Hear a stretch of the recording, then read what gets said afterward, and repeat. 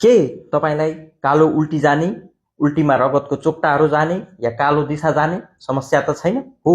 यदि यस्तो समस्या भइराखेको छ भने तपाईलाई आन्द्राबाट रगत गएको हुन सक्छ। नमस्कार, म डाक्टर सन्तोष कुमार महतो हाल लाइफगार्ड हस्पिटल विराटनगरमा एज अ कन्सल्टेन्ट फिजिशियनको रूपमा कार्यरत छु र म आज तपाईहरुलाई यही आन्द्राबाट रगत जाने जुन सम्भावनाहरू हुन्छ या जोखिमहरू हुन्छ त्यसकै बारेमा केही जानकारीहरू दिन गइरहेको छु। र पहिला बुझौं यो आन्द्राबाट रगत जाने समस्याको बारेमा बुझ्न किन जरुरी छ त।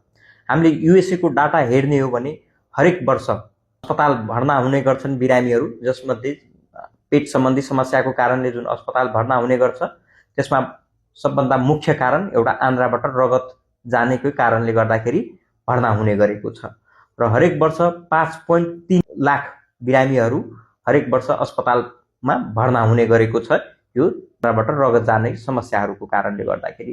र यही समस्याका लागि हरेक वर्ष लगभग 5.3 बिलियन डलर बिरामीले खर्च गर्ने गरेको छ र 2% बिरामीहरूको मृत्यु पनि यही कारणले हुने गरेको भेटिएको छ।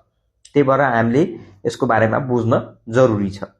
र पहिला बुझौं यो आन्द्राबाट रगत जाने कति किसिमको हुन्छ त।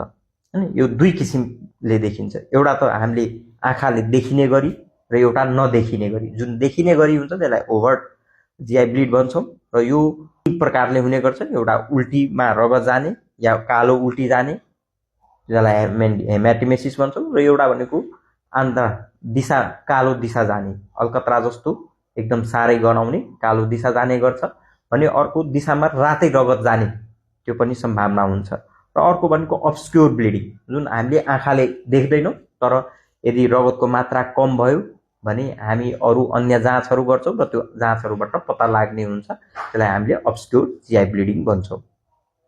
र पहिला कुरो गरौं यो जुनबाट रगत जाने के कारणले हुने गर्छ त। कारणहरू धेरै कारणहरू छन् जसमध्ये लगभग 50% बिरामीमा अल्सर पेप्टिक अल्सरको कारणले गर्दाखेरि हुने गर्छ। जुन हामीले सामान्य भाषामा सबैजनाले सुनेकै हुन्छौं यो अल्सर र अल्सरकैबाट रगत जाने देखिएको छ 50% बिरामीहरूमा। भने एउटा हेलिकोब्याक्टर ब्याक्टेरिया हुन्छ एच पाइलोरी भन्ने, हेलिकोब्याक्टर पाइलोरी भन्ने एउटा सूक्ष्म जीवाणु हुन्छ जसको इन्फेक्सनको कारणले गर्दाखेरि आन्द्रामा ग्यास्ट्रिक या ड्युडेनाइटिस या अल्सर हुने गर्छ र त्यही अल्सरबाट रगत जाने हुने गर्छ। र अर्को हामीले बारम्बार दुखाइ कम गर्नको लागि जुन खाने ब्रुफेन, एस्क्लोफेनाक, डिक्लोफेनाक, न्याप्रोक्सेन यिनीहरू जुन खाइराखेको हुन्छौं दुखाइ जोड्नेहरू कम गर्न दबाई, त्यसको कारणले गर्दाखेरि पनि ग्यास्ट्रिक र अल्सर हुने गर्छ र त्यही अल्सरको कारणले गर्दाखेरि पनि ब्लिडिङ हुन सक्छ।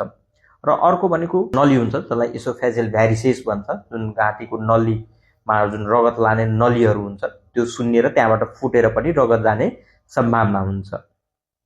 र यस्तो जोखिम कस्तो कस्तो बिरामीहरूमा हुन्छ भने जसको लिभर सम्बन्धी कलेजो सम्बन्धी समस्याहरू छ या सिरोसिस छ, कलेजो बिग्रेको छ भने तिनीहरूमा त्यो जोखिम हुने गर्छ। र अर्को भनेको जाँड रक्सी खाने बिरामीहरूमा धेरै जोडले उल्टी गर्दाखेरि त्यहाँ मासु च्यातिन्छ त्यहाँबाट पनि रगत जाने सम्भावना हुन्छ। र अर्को भनेको यो आन्द्राहरूको क्यान्सरको कारणले गर्दाखेरि जस्तै आमाशयको क्यान्सर भयो या इसोफेगसको क्यान्सर भयो भने त्यहाँबाट पनि रगत जाने जोखिमहरू हुन्छ। र यो आमाशयको क्यान्सर हामी कस्तो बिरामीहरूमा शंका गर्छौं भने जसको उमेर बढी छ, 50 वर्ष भन्दा माथिको उमेरको छ र तिनीहरूमा अल्सर कतैबाट रगत गइराखेको छ भने हामीले क्यान्सरको पनि जोखिम हुन सक्छ भनेर शंका गर्छौं।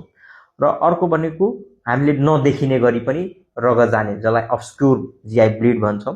त्यसमा हामी रगतको मात्रा कम भयो, हेमोग्लोबिनको मात्रा कम भयो भने हामी अरु जाँचहरू गर्छौं जस्तै दिशाको जाँच गर्छौं, इन्डोस्कोपीहरू गर्छौं र त्यहाँबाट त्यो कुरो पत्ता लाग्ने गर्छ। र अर्को भनेको सानो आन्द्राबाट रगत जाने हुन्छ। र अर्को कुरो गरौं लोअर जीआई ब्लिड जुन तल मुनिको आन्द्राबाट ठूलो आन्द्राहरूबाट रगत जाने जुन हुन्छ त्यसको कारणले गर्दाखेरि पनि रगत जाने गर्छ हुन्छ। धेरै जसो ठूलो आन्द्राकोबाट रगत गयो भने हेमाटोकेजिया भनेको दिशामै रगत जाने, एकदम तातो रगत जाने, फ्रेश रगतहरू जाने जोखिमहरू भयो भने हामी तलको आन्द्राबाट रगत गएको शंका गर्छौं। र धेरै जसो कारण भनेको हेमोरोइड्स जुन हामीले पाइल्स को शंका गर्छौं त्यो पाइल्सबाट पनि रगत गएको हुन सक्छ भने अर्को भनेको ठूलो आन्द्राको रोगहरू जसमा क्यान्सर हुन सक्छ, अर्को डाइभर्टिकुलोसिस हुन सक्छ, त्यसपछि कोलाइटिस त्यही ठुलो आन्द्राको इन्फेक्सन भयो भने या त्यही भ्यास्कुलर इक्टेसियाहरू भयो भने त्यसको कारणले गर्दाखेरि पनि रगत जान सक्छ। त्यही भएर यदि तपाईहरुलाई पनि यस्तो समस्याहरू छ भने नजिकको चिकित्सकको सल्लाह लिनु होला र समयमै उपचार गर्नु होला। धन्यवाद।